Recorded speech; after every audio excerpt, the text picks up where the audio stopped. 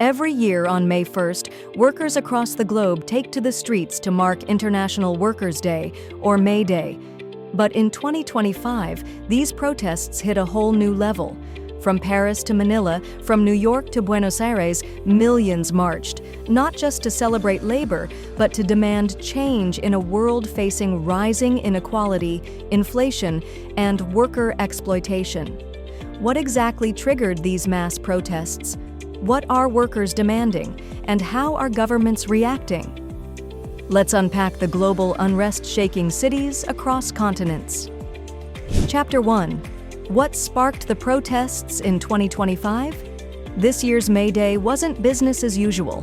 The world is still reeling from a post-pandemic economy, climate shocks, and automation-driven job losses. Workers say they've had enough. Key reasons behind the outrage include stagnant wages despite skyrocketing living costs, mass layoffs in industries adopting AI and robotics, weak labor protections in gig economies, government austerity measures cutting public sector jobs and pensions. In many countries, people marched with signs reading, "We work, we bleed, we deserve better." Chapter 2. Global protests. A look at different countries. Let's take a quick tour of where the biggest demonstrations happened. France. Over 1 million people flooded the streets protesting pension reforms and rising food prices. Germany. Workers protested labor outsourcing and housing unaffordability in Berlin and Frankfurt. Philippines. Thousands demanded an increase in the minimum wage and protection for overseas workers. United States. Gig workers rallied in major cities for health benefits and job security from companies like Uber and Amazon. Argentina. Protesters called out government corruption and demanded relief from runaway inflation. This wasn't just symbolic, it was a global outcry. Chapter 3. The role of youth and unions.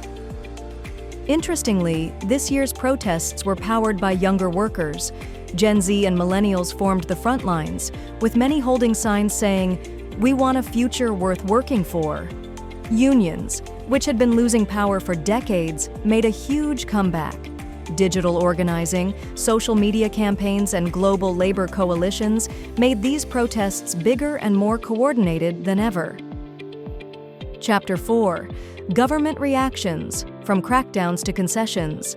Governments responded in different ways. In France, police used tear gas and mass arrests. In the Philippines, the president promised a wage review. In the US, some cities began discussing basic income trials for gig workers. In India, officials met with labor leaders for negotiations after protests spread across several states. Some governments chose dialogue, others chose force. Chapter 5. What happens next? May Day 2025 wasn't just a one-day event. It's a sign of deeper tensions brewing in global labor systems. Experts warn that, if automation continues unchecked, millions more could lose jobs. Without wage reforms, working poverty will rise. Ignoring worker voices could lead to political instability and mass migration. This year's protests may have ended, but the movement is far from over. Conclusion. Across every continent, workers are standing up and speaking out. They're not just protesting, they're demanding to be seen, heard, and respected in a world that increasingly treats them as disposable. The question is, will governments listen before it's too late? Let us know what's happening in your country in the comments. And don't forget to subscribe to our channel for more powerful stories that matter.